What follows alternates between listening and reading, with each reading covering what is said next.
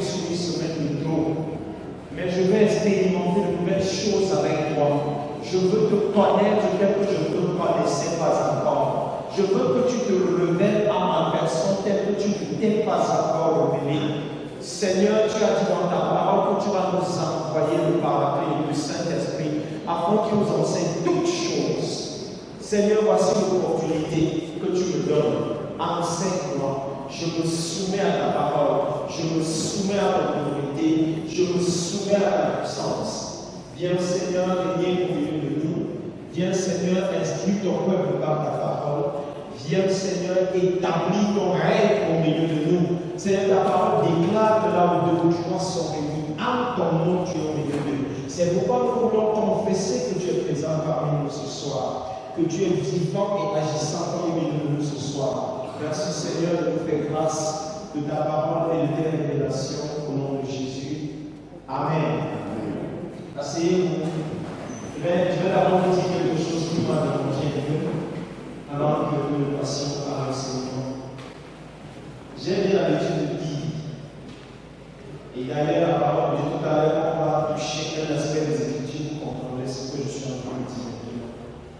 La louange n'est jamais quelque chose de facultatif dans une soirée d'édification.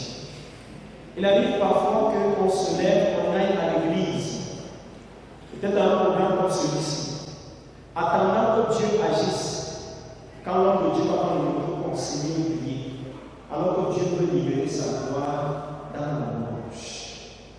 Négligez jamais cet aspect. La Bible dit que Dieu siège au milieu de la louange de son peuple.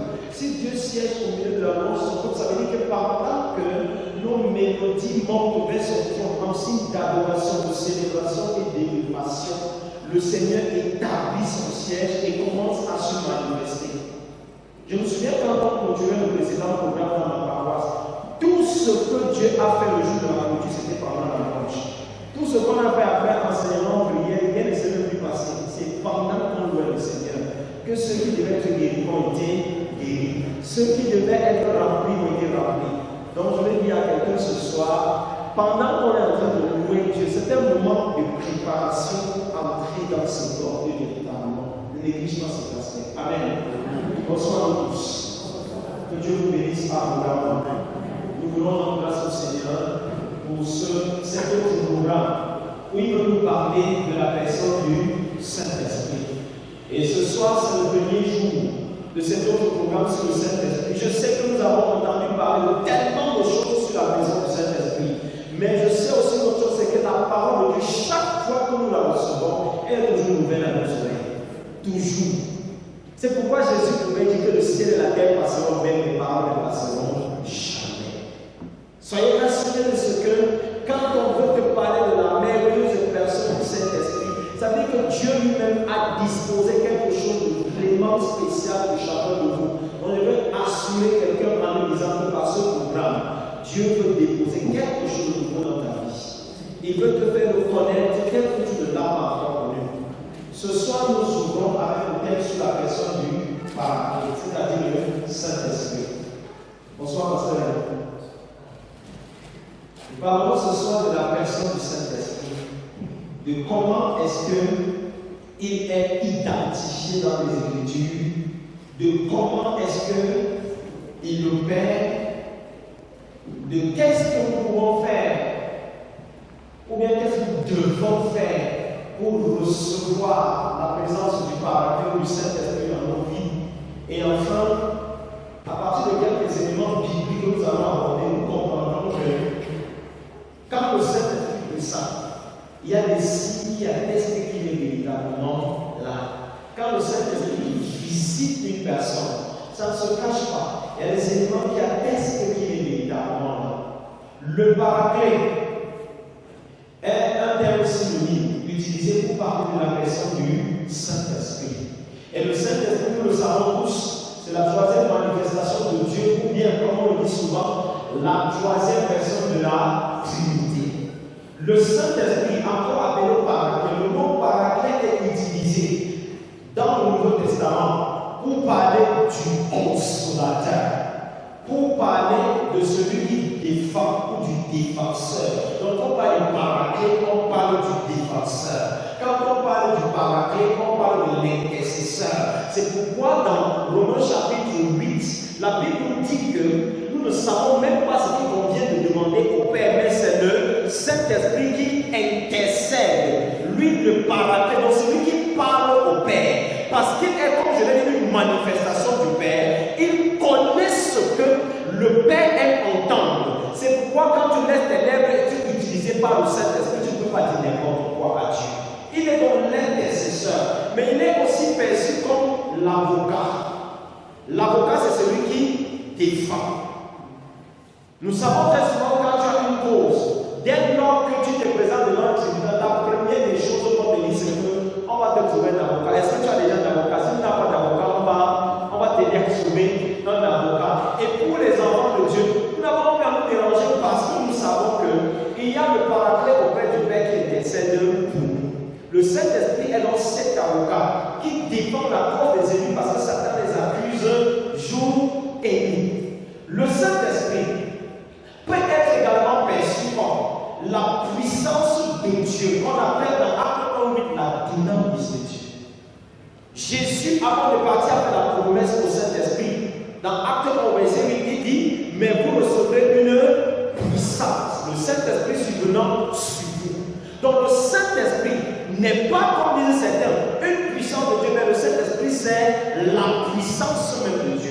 C'est la manifestation de Dieu dans toute sa grandeur, dans toute sa force, dans toute sa puissance. C'est pourquoi quand il est quelque part, ses effets sont, comme c'est la bête, quand il est quelque part et quand il se manifeste quelque part, on sent qu'il ne s'agit pas, même s'il se manifeste, se déploie comme un murmure doux et léger, comme ce qu'Élie a expérimenté. Bien que le murmure soit doux et léger, c'est porteur de puissance de Dieu. Le Saint-Esprit est donc la puissance de Dieu. Le Saint-Esprit est la plus grande marque de la présence de Jésus sur la terre. La plus grande manifestation de la présence de Jésus sur la terre. Dans Matthieu chapitre 28, quand il montait, qu'est-ce qu'il a dit? Voici, je suis avec vous tous les jours jusqu'à la fin du monde. Comment est-ce qu'il est avec nous? Est-ce que ça devait être physiquement? Non. Nous n'avons plus jamais vu Jésus quelque part. Mais par le Saint-Esprit, il est présent parmi nous. C'est pourquoi nous avons dit que le Saint-Esprit est la plus grande garantie et la marque suprême de la présence de Jésus sur la terre. Et le jour de l'ascension, je pourrais encore dire aux fidèles que l'ascension nous enseigne que Jésus-Christ est parti pour mieux rester. Amen. Amen. Que Jésus est parti pour mieux rester. Et d'ailleurs, il atteste dans Jean chapitre 16, verset 7, il dit, il est avantageux pour vous que je m'en aille. Parce que si je ne pars pas, mon autre moi qui s'appelle le Saint-Esprit ne viendra pas. Donc chaque fois que tu penses à l'ascension de Jésus, souviens-toi qu'il a fallu qu'il monte pour que le Saint-Esprit vienne rester avec toi. Jésus, par le Saint-Esprit, reste avec nous, habite avec nous, demeure avec nous. Jésus, par le Saint-Esprit, nous accompagne et nous conduit. C'est pourquoi nous avons dit donc que le Saint-Esprit est la plus grande garantie de la présence de Jésus sur la terre. Et quelqu'un pourrait dire que le Saint-Esprit est la personne la plus importante sur la terre. C'est la personne la plus importante dans l'Église. On ne peut pas penser l'Église en dehors du Saint-Esprit. On ne peut pas penser une vie de foi en dehors du Saint-Esprit. On ne peut pas penser une marche avec Dieu en dehors du Saint-Esprit. Et si vous pensez même d'ailleurs une vie sans le Saint-Esprit, cette vie ne peut pas être appelée vie d'ailleurs. C'est le Saint-Esprit qui fait en sorte que ta vie ait un sens, ton ministère ait un sens. Parcourez les Écritures, vous vous rendez compte que dans le Nouveau Testament, tout comme dans l'Ancien, un ministère était respecté par la présence du Saint-Esprit dans celui-ci. Donc s'il arrive que plusieurs se plaignent souvent de ce qui ne sont pas estimés et méprisés, c'est parce qu'il n'y a pas la personne qui fait de toi une vie, une vie importante, personnalité devant Dieu. Donc par le Saint-Esprit, encore tu deviens un VIP, super devant Dieu. Le Saint-Esprit est également perçu comme le souffle de Dieu. Et comme souffle de Dieu, il est l'élément que Dieu libère pour opérer une transformation dans nos vies. Le Saint-Esprit, pour être bien compris, il y a des images qui sont utilisées dans la Bible pour désigner la personne du Saint-Esprit. Et la première image que nous allons voir ce soir, c'est le feu. Le Saint-Esprit est aussi appelé l'Esprit de feu. Jean, d'ailleurs, quand il parle de son ministère, qu'est-ce qu'il dit? Je vous ai baptisé d'eau. Mais il vient après moi, quelqu'un qui vous baptisera de quoi? De Saint-Esprit et de feu. Et depuis même les premiers livres de l'Ancien Testament jusqu'à la fin, on voit que le Saint-Esprit a été présenté par l'image du feu. Lorsque Dieu apparaît à Moïse dans Exode chapitre 3, quelle est l'image qui atteste que Dieu s'est montré à Moïse? C'est le feu. Dieu était dans le buisson à Adam. Et même dans le temple, les éléments qui attestaient que la présence de Dieu est là. Dans chaque compartiment du tabernacle, il y avait le feu. Et le feu allumé sur le chandelier était le symbole du Saint-Esprit. Donc le feu est utilisé par la Bible pour parler de la personne du Saint-Esprit. Le jour de la Pentecôte, c'est la chose qui a démontré que l'Esprit de Dieu était descendu sur les 100 dans la chambre, c'était quoi? Des lampes de feu. Donc le Saint-Esprit, c'est aussi l'Esprit de Dieu. C'est aussi le feu de Dieu. Donc quand on parle de feu de Dieu, on parle de la personne du Saint-Esprit. Une autre image pour parler de la personne du Saint-Esprit dans l'Ancien Testament particulièrement, c'est la nuit. Lorsque les enfants d'Israël voyaient la nuit, ils savaient que Dieu est présent. Et il y a un élément qui m'a tellement marqué. L'élément se trouve dans 2 Chroniques chapitre 5. 2 Chroniques chapitre 5, les versets 13 et les versets 14. Tout à l'heure, j'attirais l'attention des uns et des autres sur l'importance de la louange. Vous allez voir à partir de ce passage ce que la louange est capable de provoquer lorsque elle monte vers le trône du Père. 2 Chroniques chapitre 5. Les versets 13 et 14. C'était le jour de la dédicace du temple construit par Salomon. Et le jour de la dédicace, il est dit, et lorsque tous ceux qui sonnaient les trompettes et ceux qui chantaient s'unissaient d'un même accord pour célébrer et pour louer l'Éternel, firent retentir les trompettes, les cymbales et les autres instruments, et célébrer l'Éternel par ses paroles. Écoutez ce qu'ils ont dit simplement au travers de la mélodie. Car il est bon, car sa miséricorde dure à toujours. Et la Bible dit, en ce moment, la maison de l'Éternel fut remplie d'une nuée. Ils ont simplement entonné un cantique, des choses que nous chantons tous les jours, n'est-ce pas? Ils louaient l'Éternel car il est bon, car sa miséricorde dure à toujours. Mais il y a un élément en amont qui m'a beaucoup marqué, c'est que c'est quand ils étaient unis, quand ils étaient ensemble, parce que le Saint-Esprit a rencontré des gens qui étaient unis, il est descendu. Et chaque fois que le Seigneur rencontrera des personnes qui le cherchent en évoluant en rang dispersé, la gloire de Dieu nous sera privée. La nuée de Dieu nous sera privée. Il arrive qu'on se plaigne de ce qu'on ne voit pas Dieu agir, comme si le Dieu qui a accompagné les Paul et les Pierre n'agit plus. La Bible dit que l'Éternel est le même hier, aujourd'hui et éternellement. S'il a été avec Paul, avec Pierre, il veut aussi être avec toi.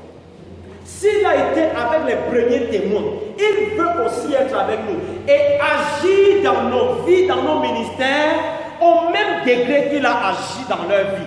Mais le problème qui se pose souvent, c'est qu'on rencontre des personnes qui attendent que la gloire de Dieu se manifeste, mais qui évoluent en rang dispersé, qui sont dans une sorte de compétition, qui sont dans une sorte de concurrence. Et chaque fois que les serviteurs de Dieu, au lieu d'évoluer en étant unis, comme Jésus-Christ pouvait le dire dans la prière sacerdotale, seront dispersés, on sera privé de certaines grâces et de certaines faveurs de Dieu.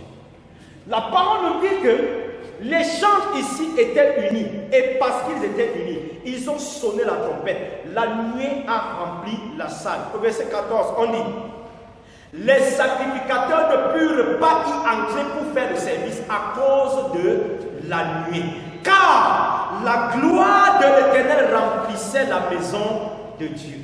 Voyez ce que le Saint-Esprit fait quand il arrive quelque part. La nuée avait tellement envahi la salle qu'il n'était même pas possible d'entrer pour offrir des sacrifices à l'Éternel. La présence de Dieu, on n'avait plus besoin de dire Seigneur, nous voulons voir ta gloire. La gloire de Dieu était déjà là. On n'avait plus besoin de dire Seigneur, fais-moi voir ta gloire comme nous crions tout le temps. Lorsque Dieu rencontrera les cœurs disposés, sa gloire va se manifester. Lorsque Dieu rencontrera des cœurs assoiffés, sa gloire va se manifester. Tout ce qu'il attend, c'est qu'on soit prêt et qu'on s'attende à quelque chose. Comme ces chances de l'Éternel. Tout à l'heure, quand j'attire notre attention par rapport à l'onge, je disais à quelqu'un, ici, la légende, s'il y avait une liturgie, la liturgie voudrait qu'on commence par la louange. Après la louange, les sacrificateurs entrent pour offrir les sacrifices. Et peut-être après le temps des sacrifices, on sort pour bénir le peuple. Mais Dieu a tout fait au temps de la louange. Il a béni pendant la louange. Sa gloire est descendue pendant la louange. Et je sais quand la gloire de Dieu descend, elle va renverser tout ce qui n'est pas de Dieu. Elle va établir tout ce que Dieu veut utiliser. Elle va restaurer ceux qui ont le cœur brisé. C'est pourquoi quand nous entrons dans la présence de Dieu, entrons comme des personnes qui s'attendent à quelque chose. Donc la nuée dans l'Ancien Testament était l'une des marques de la présence du Saint-Esprit. Et d'ailleurs, pendant le pèlerinage dans le désert, c'est la nuée qui conduisait les enfants d'Israël.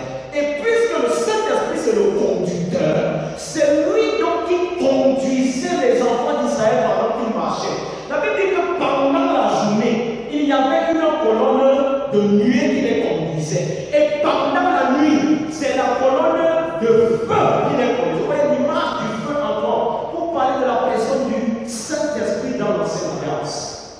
Le Saint-Esprit n'a pas commencé à se manifester uniquement le jour de la Pentecôte. Il est là depuis, il agit. Sauf que dans l'Ancienne Alliance, l'Esprit de Dieu se manifestait différemment. Dieu pouvait accorder son esprit à des personnes pour des responsabilités ponctuelles et après, on n'entendait plus jamais qu'ils ont manifesté un sens du Saint-Esprit. La preuve, le roi Saül, le jour où il a rencontré Samuel, Samuel lui a dit va rencontrer les prophètes. Il est allé rencontrer les prophètes, il a chanté avec les prophètes. Le Saint-Esprit est descendu sur lui. Il a prophétisé, c'était la première et la dernière fois.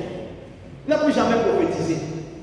Dieu pouvait retirer son esprit quand il était plus, quand il n'avait plus d'accord entre lui et toi. C'est pourquoi dans le psaume 51, quand David prie, après son péché avec Bethsabe, qu'est-ce qu'il dit à Dieu? S'il te plaît, ne me retire pas ton esprit. Parce qu'il était possible que Dieu retire son esprit. Et tu deviens une coquille vide. Comme Saül. Saül était roi, mais il n'avait plus d'autorité. Spirituellement parlant. Saül était roi. Et la Bible dit que Dieu ne lui parlait plus. Parce que le point de contact dans sa vie, qui était le Saint-Esprit, avait disparu, avait été enlevé.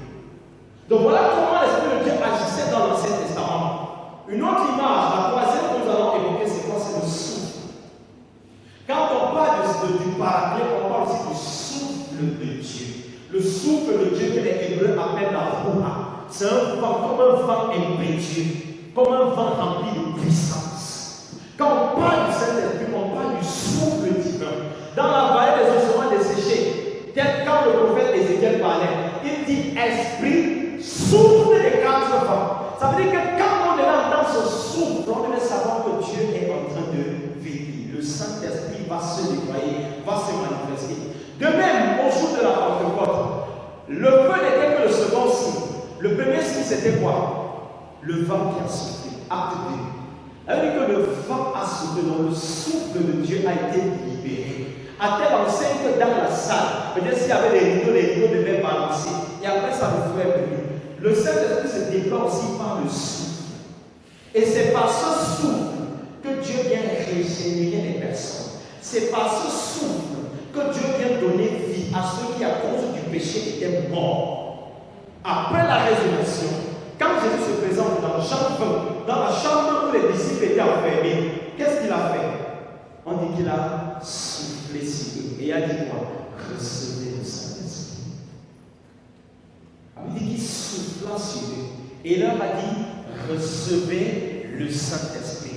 Donc, il a relâché le Saint-Esprit sur eux par le souffle, par la laine du Père. Et le même souffle que Jésus libère sur les disciples est le souffle que Dieu a libéré sur Adam pour qu'il devienne une âme vivante, pour que ce qui est en lui se retrouve en Adam.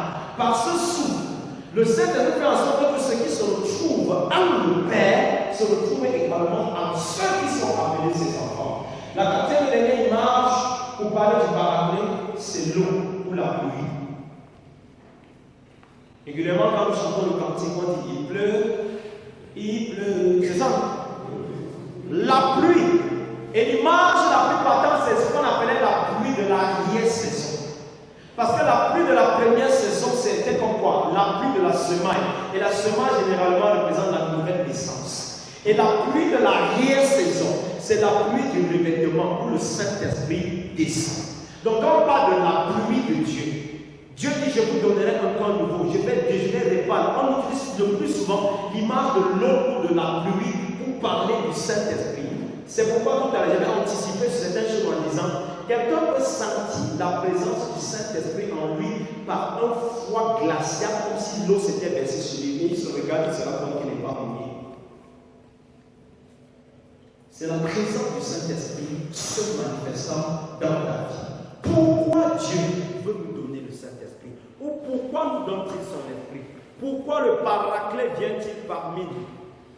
Les réponses vont se trouver dans deux chapitres de l'évangile de Jean. Il s'agit de Jean 14 et de Jean chapitre 16. C'est là où Jésus décrit clairement les différentes missions du paraclet. Quelles sont les missions du paraclet? Ce que tu dois d'abord savoir, c'est que le paraclet, c'est un pédagogue. J'ai dit qu'il est quoi? Un pédagogue, un enseignant. Le Saint-Esprit, c'est l'académicien par excellence dans l'Église du Seigneur. Il est celui qui nous enseigne, qui dépose et qui enracine dans nos cœurs les paroles que nous avons reçues. Le pasteur du haut de la chair ou bien quelque autre enseignant que ce soit peut dire des remarques qui ne te font rien. C'est le Saint-Esprit qui vient graver ça dans ton cœur. C'est le Saint-Esprit qui vient te convaincre et t'attester que ce que tu as entendu vient effectivement du Seigneur.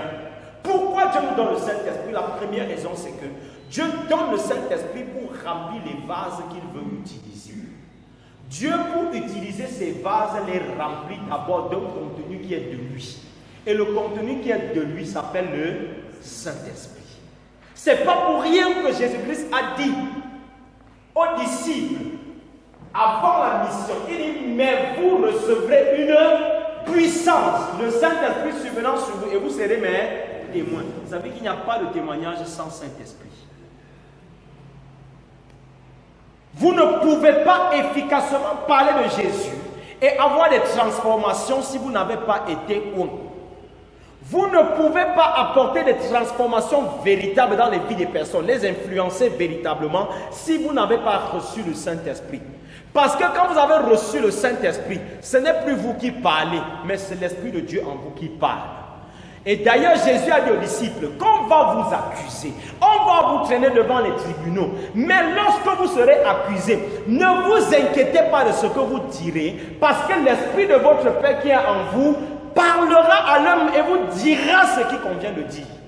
Donc le Saint-Esprit vient en toi, déposer la parole de Dieu en dose suffisante devant chaque circonstance.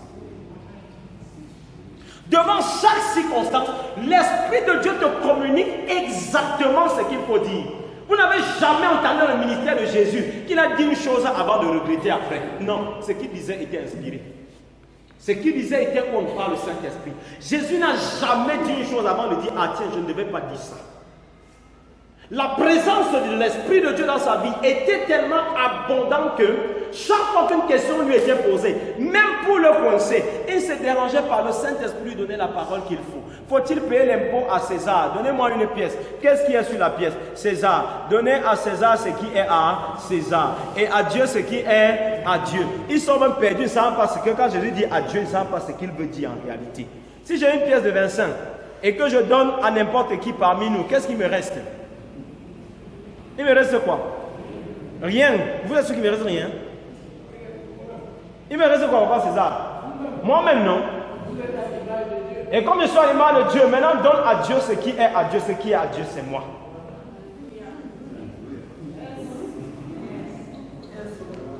Amen. Oui, le Saint-Esprit te fait dire les choses que les gens passeront des années à réfléchir pour bien comprendre. Jésus n'avait pas besoin de se laisser être emporté par les aspirations de sa chair pour lâcher les réponses de Pierre. Voilà la différence de Jésus et Pierre. Jésus pose la question, qui dit-on que je suis? Pierre réagit, wow, tu es le Seigneur, le Fils de Dieu, le Messie, celui qui est venu. Jésus dit, ah, c'est pas la chair et le sang qui t'ont dit ça. Quelques instants après seulement, je vais mourir, et attention, tu ne vas pas mourir. Maintenant, ce n'est pas la chair et le sang, il dit. Maintenant, là, c'est la chair et le sang. Vous voyez que quelqu'un qui ne se laisse pas conduire par l'Esprit de Dieu va dire ce qui est chaud et ce qui est froid en même temps. Or, le Saint-Esprit vient faire en sorte que ce que tu diras soit réfléchi et ce que tu feras ait un impact. Le Saint-Esprit, il disait tantôt qu'il vient remplir les vases. Pour que Dieu t'utilise, il doit te remplir. Il doit libérer sa puissance sur toi. Le Saint-Esprit vient aussi quoi? Authentifier l'élection des personnes que Dieu a choisies. Avant que Jésus ne vienne, il y avait des prophéties qui annonçaient que le Messie devait venir, n'est-ce pas? Et même quand il est venu, Dieu s'est servi même des mages qui sont partis loin de l'Orient pour venir attester qu'il est déjà là. À 12 ans, il a commencé déjà à confronter les sages, au point où lui-même il a dit à ses parents, ne savez-vous pas que je dois m'occuper des affaires de... Mais le Saint-Esprit n'avait pas encore dit que c'est le mouvement.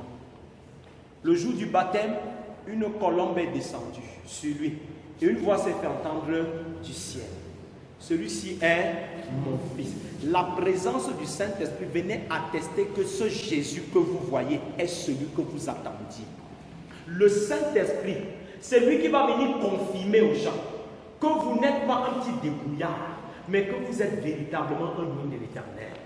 C'est le Saint-Esprit qui viendra attester que vous ne vous êtes pas auto-proclamé serviteur ou servante de l'Éternel, mais que c'est Dieu lui-même qui a porté son choix sur votre personne. C'est le Saint-Esprit qui pouvait convaincre les gens de ce que, même si Jésus est le fils du charpentier, il est bien plus qu'un fils du charpentier. Même si Jésus a grandi dans une ville de n'importe quoi qui s'appelle Nazareth, il peut bien être celui que Dieu a envoyé. Donc le Saint-Esprit vient sortir de l'anonymat les personnes qui étaient les non-nés afin de leur donner une identité réelle et de confirmer, certifier devant les gens qu'ils sont de Dieu appelés. C'est ce que le Saint-Esprit vient faire. Le Saint-Esprit est celui qui opère les transformations dans les vies et celui qui fait passer le pécheur de la nature de péché ou bien du statut qu'il avait hier à celui d'enfant de Dieu. Cette transformation est faite par le Saint-Esprit. Ce n'est pas fait par une récitation. Ce n'est pas parce qu'un jour, quelqu'un a dit, Seigneur Jésus, je reconnais que j'ai péché et je décide de te céder le trône de ma vie, que tu es devenu enfant de Dieu. La transformation qui s'opère est faite par le Saint-Esprit. Ce n'est pas par des paroles simples que tu as prononcées. La parole que tu prononces, c'est juste un élément qui atteste à ceux qui sont autour de toi que tu as véritablement changé de bord. Mais celui qui transforme véritablement, c'est le Saint-Esprit. Et Jésus, avant de partir, a bien explicité la mission du Saint-Esprit aux disciples. Dans Jean chapitre 14, les versets 16 et 18, il dit clairement, « Et moi, je prierai le Père, et il vous donnera un autre consolateur. » Parce qu'il était déjà lui-même le premier consolateur. « Afin qu'il demeure éternellement avec vous. L'Esprit de vérité, que le monde ne peut recevoir, parce qu'il ne le voit point et ne le connaît point. Mais vous le connaissez, car il demeure avec vous et il sera avec vous. » L'Esprit de Dieu vient demeurer en toi. L'Esprit de Dieu vient établir le siège de Dieu en toi. L'Esprit de Dieu vient habiter continuellement en toi pour que tu agisses toujours d'un commun accord avec le Père. Quand vous entendez par exemple un prophète dans l'Ancien Testament libérer une parole et dire à la fin, ainsi parle l'Éternel. C'était pourquoi? C'est cette communion, cette présence du Saint-Esprit qui me fait en sorte quand il parle, il finit en disant c'est l'Éternel qui a parlé, c'est pas moi. Vous comprenez aussi pourquoi Jésus avertissait ceux qui vont recevoir le Saint-Esprit en disant bénissez et ne maudissez pas. Parce que lorsque l'Esprit de Dieu demeurera en vous, ce que vous direz sera comme un décret céleste. Donc si vous maudissez, ce sera comme si c'est l'Éternel lui-même qui a posé à Satan. Ça va s'accomplir. Et c'est ce que le Saint-Esprit vient faire. Fais en sorte que tes paroles ne soient pas simplement des discours. Parce que si vous prêchez sans le Saint-Esprit, vous avez fait un discours. Si vous enseignez sans lui, vous avez fait un exposé. Mais dès lors qu'il est là, ce qu'il dit va provoquer des transformations. Ce n'est pas pour rien que vous allez entendre quelqu'un, peut-être prêcher ou enseigner, quelqu'un d'autre, rendre ministère, vous verrez des gens dans la foule avoir mal, pleurer, gémir, se poser des questions sur leur vie. En fait, l'Esprit de Dieu est en train de convaincre les personnes pendant qu'il rend ministère. Lorsque Dieu vous a mandaté, il est également présent pour attester et confirmer que c'est lui qui vous a appelé. Et dans Jean chapitre 16, les versets 7 et 8, il dit: cependant, je vous dis la vérité, il vous est avantageux que je m'en aille. Car si je ne m'en vais pas, le consolateur ne viendra pas vers vous. Mais si je m'en vais, je vous l'enverrai. Et quand il sera venu, voici ce qu'il fera. Il convaincra le monde de en ce qui concerne le péché, la justice et le jugement. Lorsque tu prêches l'évangile et qu'un pécheur décide de changer de camp, c'est le Saint-Esprit qui a rendu le ministère dans son cœur. Ce n'est pas parce que tu étais trop perspicace. Il a écouté des discours qui sont poignants, même plus que ce que tu as prononcé, mais il est resté dans son état. Mais l'Esprit de Dieu a travaillé dans son cœur, l'a convaincu de ce que là où il se trouve, le prince de ce monde a déjà été jugé. Il n'a plus raison de rester dans le camp de quelqu'un qui a été déjà jugé. Il n'a plus de raison de rester dans le camp de quelqu'un dont le sort a été déjà scellé. Il est avantageux pour lui de changer de côté. Et quand le Saint-Esprit a fait ça dans la vie de quelqu'un, il peut se lever, s'avancer et dire: je veux faire le pas vers ce Jésus-Christ. Le Saint-Esprit est également là pour te précéder sur la mission et attester, confirmer ce que tu fais. Regardez un peu dans Actes des Apôtres chapitre 10. Lorsque Dieu envoie Pierre chez Corneille, avant même que Pierre n'arrive chez Corneille, l'Esprit de Dieu avait déjà préparé le terrain pour lui. Donc le Saint-Esprit, c'est un préparateur des lieux.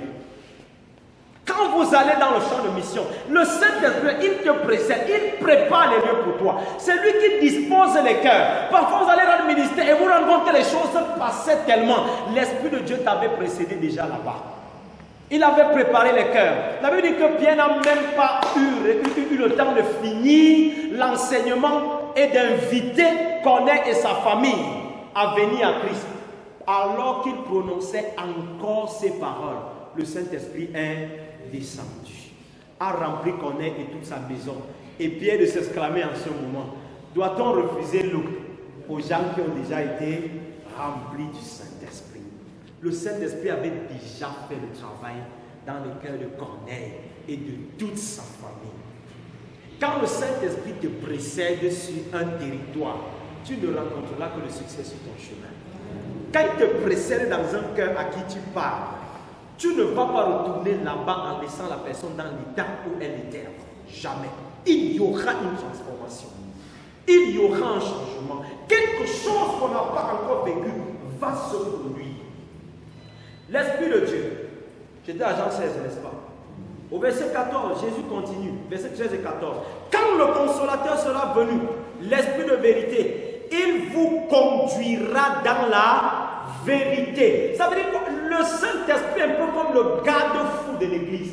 Il est là pour que l'église ne dérape pas. Il est là pour que l'église ne déraille pas. Il est là pour que l'église n'aille pas au-delà de la frontière fixée par le Père. Il dit, il va vous conduire dans la vérité. Et la vérité est en Jésus. Il va vous maintenir en Christ. C'est le Saint-Esprit qui te garde en Jésus-Christ. C'est le Saint-Esprit qui façonne, bâtit la nature, le caractère de Jésus-Christ dans ta vie. Il est celui-là qui est responsable de ta croissance. C'est lui qui te fait grandir dans la connaissance et la compréhension des choses de Dieu.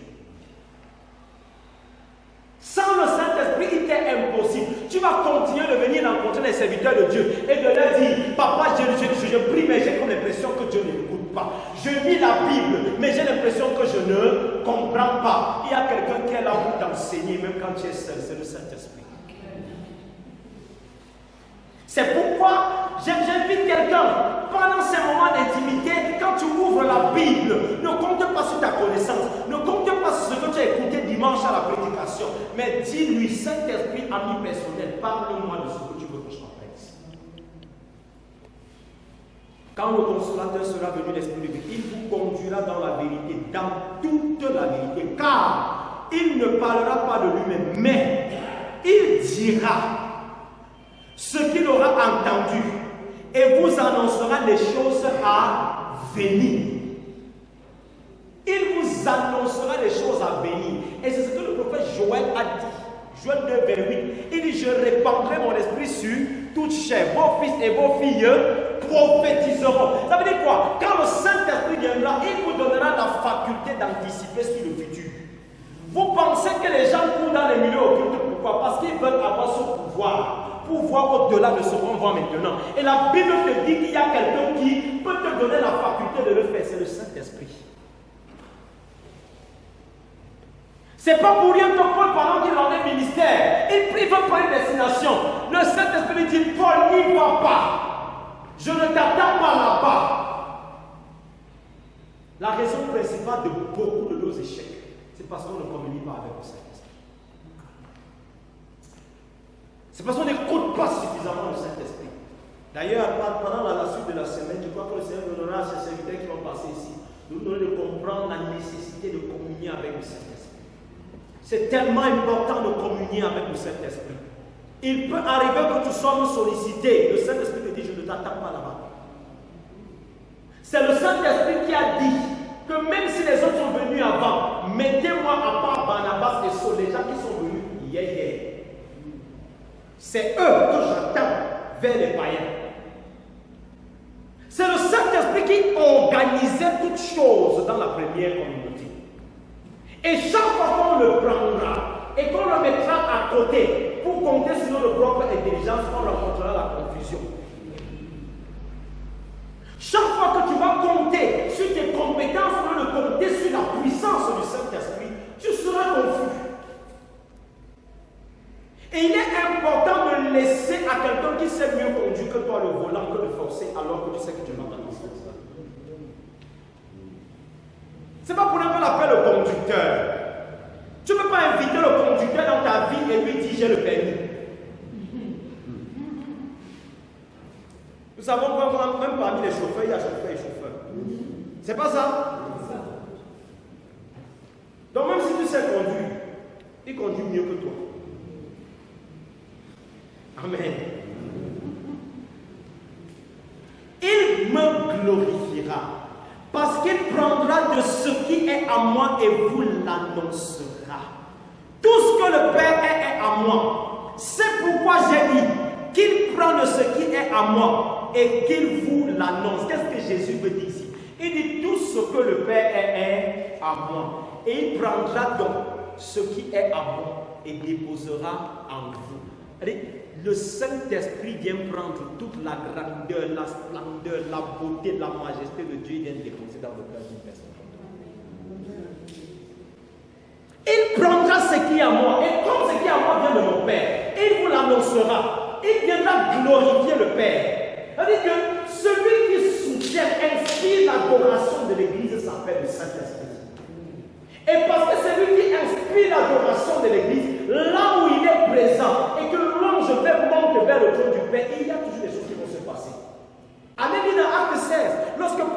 étaient en prison. Ils n'étaient pas seuls, ils étaient avec le Paraclet. Avec les communions de la nuit, au lieu de gémir et pleurer sur leur situation, ils ont commencé à chanter.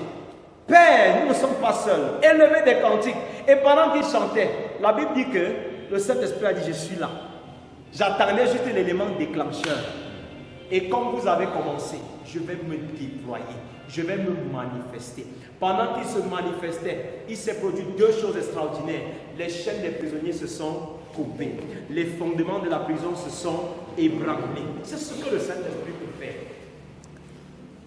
Il vient libérer, il vient affranchir. Et si on te parle d'un enseignement comme celui-ci, c'est pour que tu comprennes qu'il est possible pour toi de recevoir le Saint-Esprit. D'ailleurs, Dieu veut que tu sois rempli. Amen. Dieu veut que tu sois rempli. La soif de tout enfant de Dieu, de toute personne qui cherche le Seigneur, c'est Seigneur, je ne veux pas te servir sans ta puissance. Je ne veux pas le genre là, je ne veux pas le genre de fou où je me débrouille. Je refuse d'être un débrouillard spirituel. Et la meilleure manière d'éviter de l'être, c'est de recevoir le Saint-Esprit. Recevoir le Saint-Esprit, c'est d'abord que tu te répandes de la manière avec laquelle tu as jusque-là vu le Saint-Esprit. Certains ont fait comme si le Saint-Esprit c'était le Saint-Esprit des autres. Au point quand tu parles des choses qui concernent le Saint-Esprit, on te dit fais attention, ne parle pas de ça. Et tu dois te repentir de ça, si tu étais de cette école. Nous autres, on a fréquenté dans cette université. Je me souviens, quand je venais de croire, avec le zèle du nouveau converti, je rendais dit que ce que j'ai reçu là, il faut que mes petits frères là reçoivent ça. Je dis, il faut qu'on ait un thème. On va parler de comment est-ce que le Saint-Esprit change les gens. Je vois mon pasteur à l'époque là, je lui dis, papa, j'aimerais faire une retraite avec les jeunes moniteurs là. Il dit, le thème c'est quoi? J'ai dit, la nouvelle naissance. Il dit, attention, ne pas. Non, Patrick, change ça, Patrick, change ça. J'ai dit, papa, je parle de quoi? Il dit, bon, la conversion ou la repentance. J'ai dit, ok, j'ai compris. On va parler de la conversion.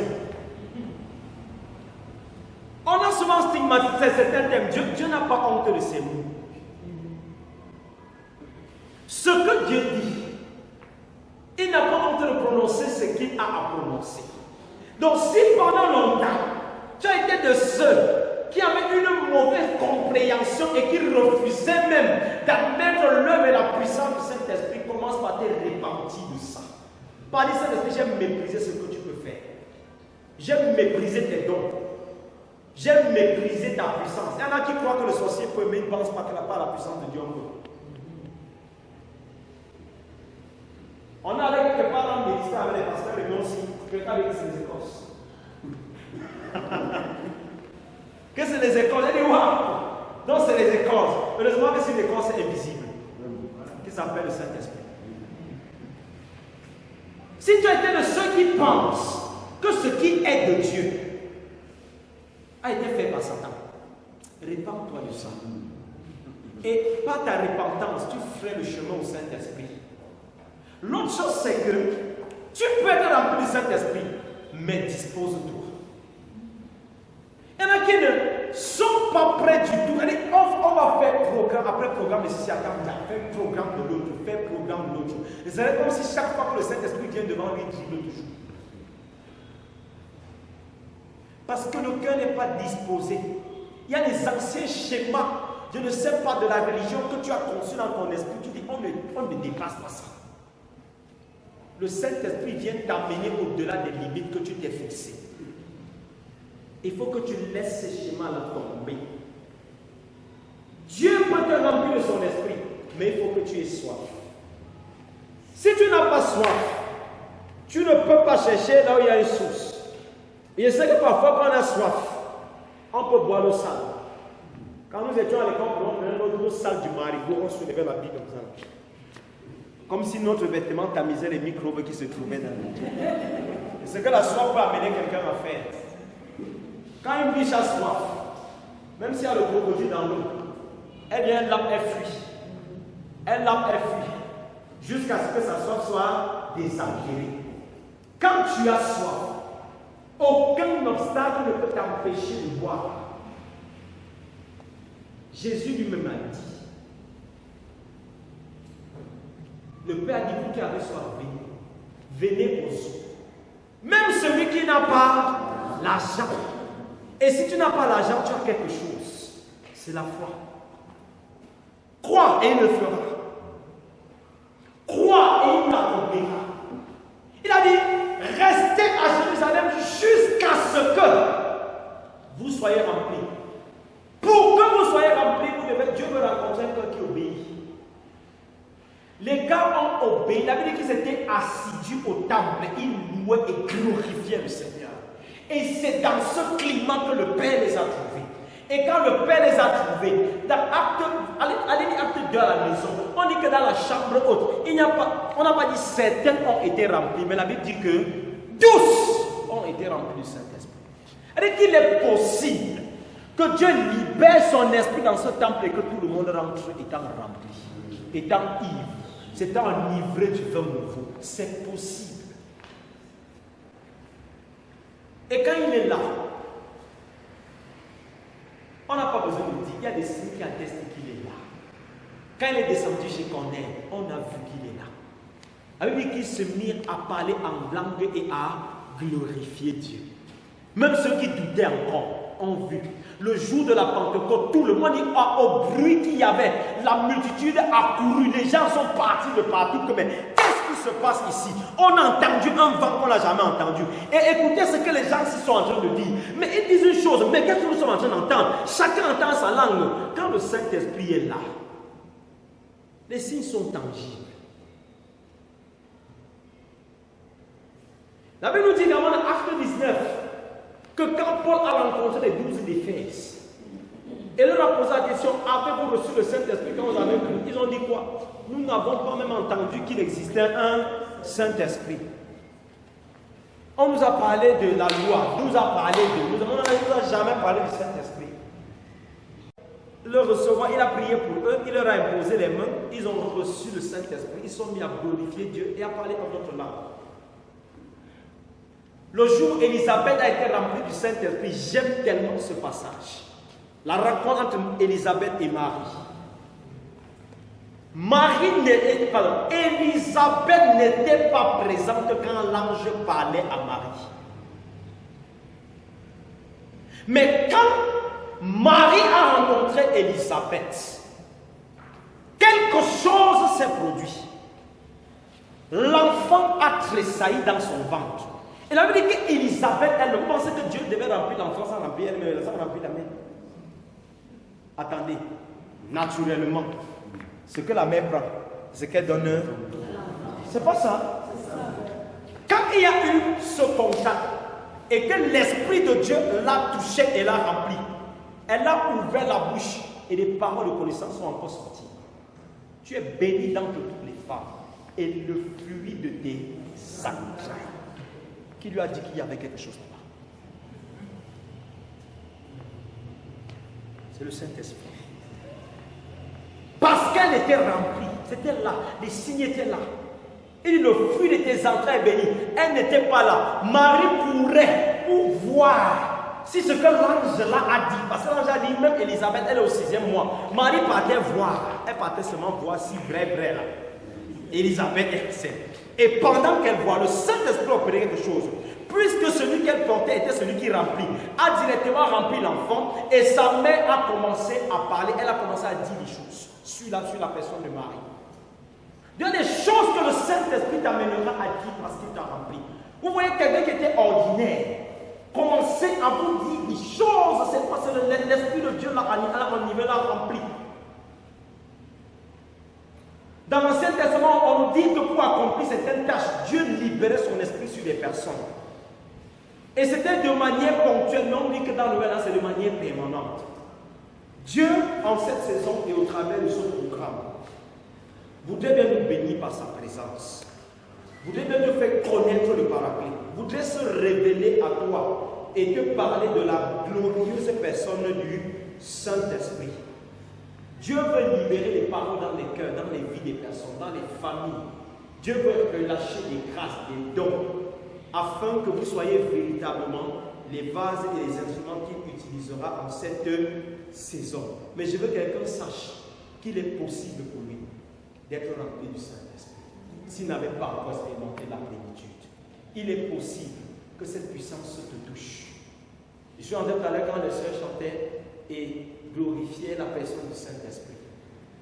Je puis te garantir qu'en glorifiant la personne du Saint-Esprit, tu le verras agir puissamment dans ta vie au nom de Jésus. Amen. On va se lever.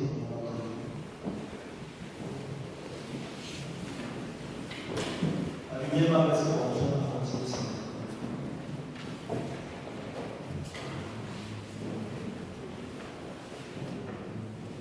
Je veux que tu dises encore merci à Jésus pour le don du Saint-Esprit.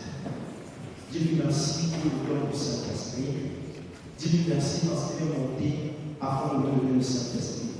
Il dit, il vous est avantageux que je m'en aille, car si je ne m'en vais pas, le consolateur ne viendra pas vers vous. Mais si je m'en vais, je vous l'enverrai. Dis merci parce qu'il nous a envoyé le Saint-Esprit. Dis merci parce qu'il nous a donné le consolateur. Dis merci parce qu'il nous a donné le paraclet. Dis-lui merci parce qu'il nous a donné notre avocat. Dis-lui merci parce qu'il t'a donné l'intercesseur qui est le Saint-Esprit. Dis-lui merci parce que sans le Saint-Esprit, ton ministère n'est rien du tout. Dis-lui merci parce que sans le Saint-Esprit, tu tomberais à tous les coups. Dis-lui merci parce que sans le Saint-Esprit, Satan te manipulerait à son gré. Dis-lui merci pour ce qu'il veut faire dans ta vie par la présence du Saint-Esprit. Bénis le Seigneur pour le Saint-Esprit et commence à lui dire merci pour le don même de son esprit. Commence à lui dire merci pour la plénitude de son esprit. Commence à lui dire merci pour le coucher de son esprit. Commence à lui dire merci pour le souffle qu'il libère sur toi. Commence à lui dire merci pour le vent qui est relâché sur toi. Commence à lui dire merci pour la pluie qui vient arroser les lieux secs de ta vie. Dis-lui merci parce que la pluie qui descend vient faire reverdir ce qui était sec, vient restaurer ce qui était brisé, vient relever ce qui était tombé. Dis-lui merci parce que la pluie du Saint-Esprit, le vent nouveau qu'il libère, vient apporter et inaugurer une nouvelle ère dans ta vie. Dis-lui Seigneur, je veux une autre dimension de toi. Je veux une autre dimension de ta connaissance. Je veux une autre dimension de ta révélation. Je veux une autre dimension de la compréhension de qui tu es. Amène-moi dans tes profondeurs, Seigneur. Je refuse de rester plané à la surface alors que tu m'attends. Oh, Jésus a dit à Pierre, avance en eau profonde. Je veux dire à quelqu'un maintenant, quitte la rive et avance en eau profonde. Quitte la rive et va dans les profondeurs. Quitte la rive et va dans les profondeurs. C'est là que se trouve la gloire de Dieu. Même le tabernacle en Israël nous enseignait que la puissance de Dieu ne se déployait pas sur le parvis, encore moins sur le lieu saint. C'est dans le lieu très saint que se trouvait la présence glorieuse du Père. Et Yahweh, je te dis merci parce que tu nous fais effectuer ce voyage avec toi, parce que tu nous transportes et parce que ta gloire, ta puissance est libérée sur nous. Ta parole nous a dit ce soir que lorsque les trompettes ont été sonnées, ta nuée a rempli le temple le jour de la dédicace. Que cette nuée éternelle des armées remplisse ce temple. Que cette nuée éternelle des armées remplisse les cœurs. Que cette nuée, Seigneur, descende de parmi nous ce soir. Que cette nuée éternelle des armées soit sur nous tout au long de cette semaine. Que cette nuée, Seigneur, soit sur ma soeur, soit sur mon frère. Seigneur, tu as fait la promesse de nous envoyer le Saint-Esprit. Quand tu disais pas la bouche de Joël, après ces choses, je répandrai mon esprit sur toute chair, sur les grands, sur les petits, sur les vieillards. C'est le feu de ton cœur. Que nous soyons remplis du Saint-Esprit, remplis de ta puissance. C'est le feu de ton esprit. Que nous soyons bons pour la mission. C'est le feu de ton esprit. Que nous soyons revêtus, Père, d'un manteau que l'homme ne peut pas donner. Que nous soyons réchauffés par un feu que l'homme ne peut pas allumer. Que nous soyons arrosés par une eau que l'homme ne peut pas produire. Seigneur, que tes vives eaux, que tes vives eaux coulent dans nos vies. Je te dis merci. Merci infiniment pour cette soirée. Merci pour ta grâce. Merci pour ta grâce. Merci pour ta faveur. Merci pour ta puissance. Merci Seigneur, parce que ce soir, la merveilleuse personne du Paraclet, la merveilleuse personne du Saint-Esprit vient rassurer ma sœur de ce que tu es présent dans sa vie. Tu nous dis, oh Dieu, que lorsque Élie s'est retiré, il a senti une nuit doux et léger. Et dans cette nuit, tu étais. Que lorsque les apôtres sont venus dans la chambre haute, le vent a soufflé. Et dans ce vent, tu étais. Tu as fait descendre les larmes de feu. Merci Seigneur, parce que de même que tu l'as fait, Tu le fais également ce soir. Merci de nous gratifier de ta présence, de nous gratifier de ta puissance. Sois honoré et sois glorifié. Je te loue, éternel des armées, pour le ministère que tu vas encore distinguer au travers de ce programme. Je te loue pour les personnes que tu vas établir au travers de ce programme. Je te loue pour les vases que tu vas remplir au travers de ce programme. Je te loue, éternel des armées, pour la grande saison de moisson qui s'annonce par ce programme. Je te loue, au roi de gloire, pour ces hommes et femmes que tu susciteras, que tu honneras, que tu équiperas au travers de ce programme. Je te bénis, Seigneur, parce que le feu que tu allumes ce soir, augure nous, Seigneur de l'homme, le pénitente.